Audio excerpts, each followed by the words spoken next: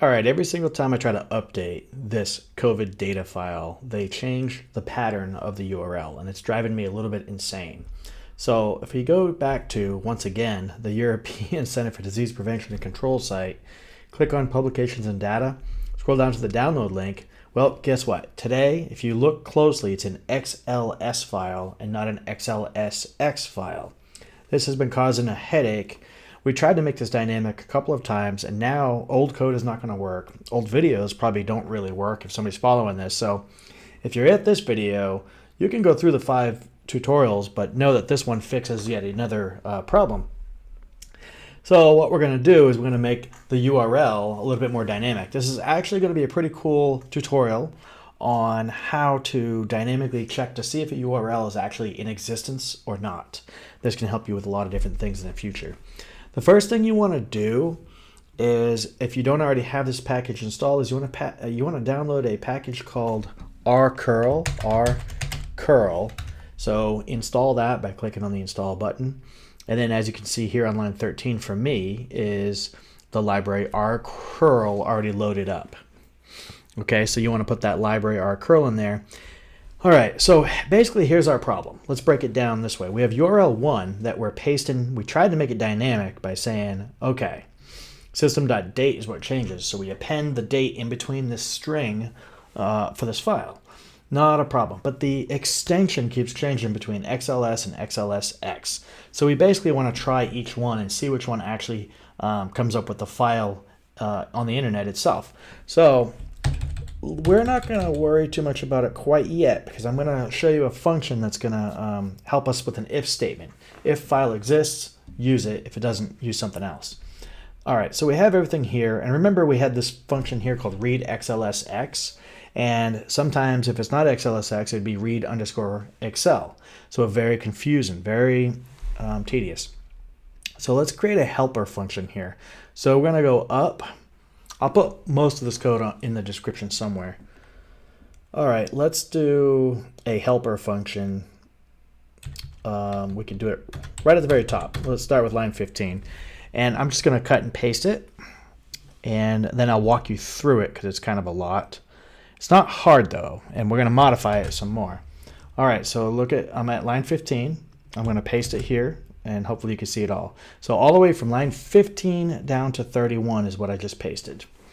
Now, I got this code from a blog. I modified it slightly so far because I'll even put the name of the blog here where I got it. We'll put that as a note.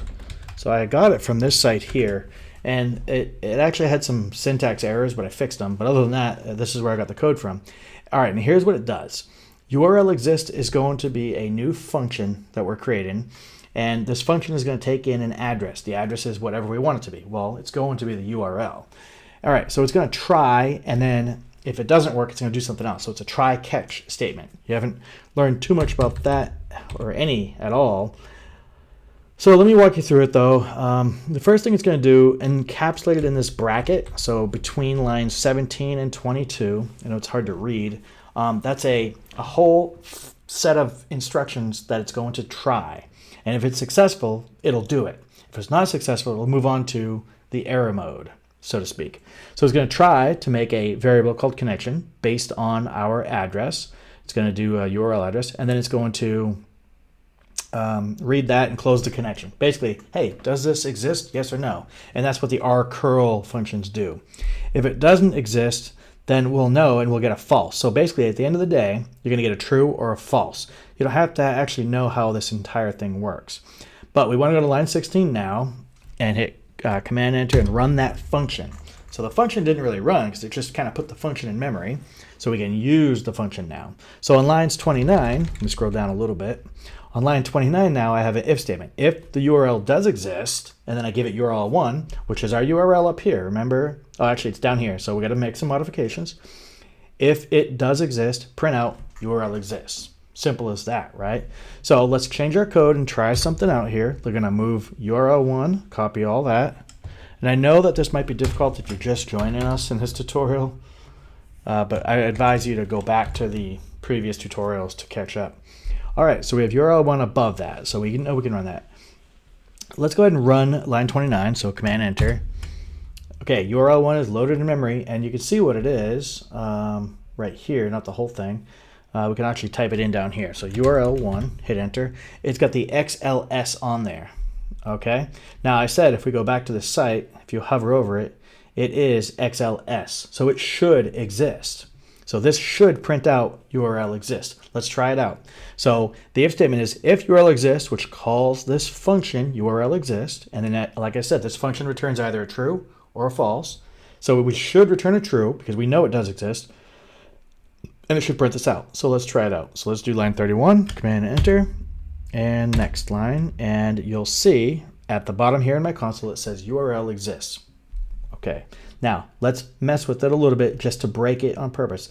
Let's add the X in this URL. So Command Enter now. Now our URL is not that. It is now with the X at the end right here. So now when we do exist, it should print nothing. So if I do Command Enter on lines 31 to 32, you'll see that there is no printed of URL exist on there. So we know that it's working, at least in this case.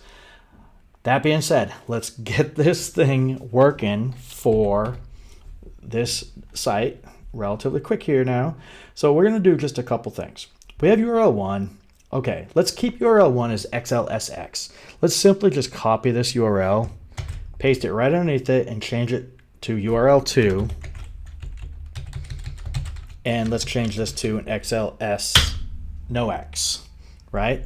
Same thing with this get statement here. We're going to leave this be for a moment. So we're going to say if the URL exists, get it, right? And we're going to set that as a temporary file. We'll do all of our stuff in there. I think that'll work. Let's see.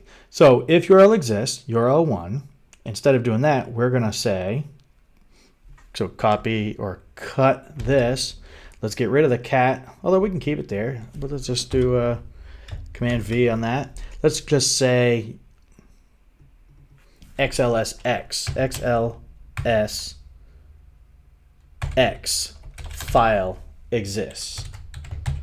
And then it's going to actually get, based on URL 1, it's going to write it to disk, TF. So I'm just worried about this temporary file only being local inside of this function. So I'm slightly nervous about this working or not. We'll see. So if it does exist, go ahead and get it. And if it does get it, let's go ahead and read using this function, Command X, and paste it in there. So we have URL 1 and URL 2.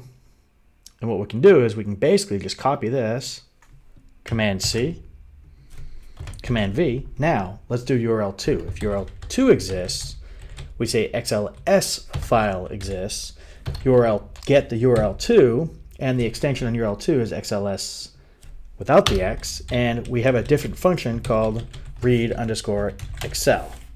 So we have two functions, or two if statements. Let's run this and see. Let's delete our variables over here. So we have df here. Let's just go ahead and clean that up, delete everything, start from scratch. All right, let's run this right now. Let's see what kind of errors we get. No errors, that's always good. And we have df right here. Now that works just really well. We don't know if the other one will work yet because right now we're dealing with XLS. So tomorrow when the CDC, European CDC, changes it to XLSX, we should be caught up.